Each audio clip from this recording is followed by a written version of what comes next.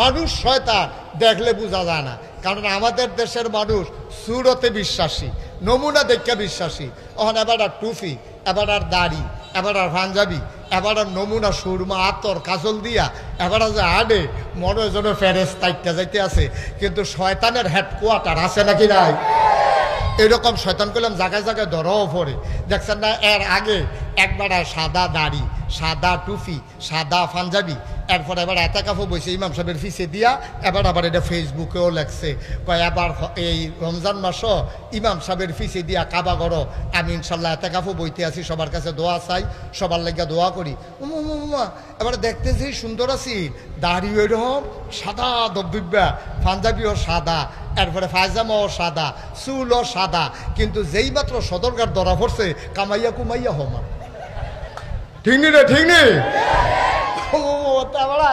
এতদিন কিটা করলো, হন কিটা করলো রে?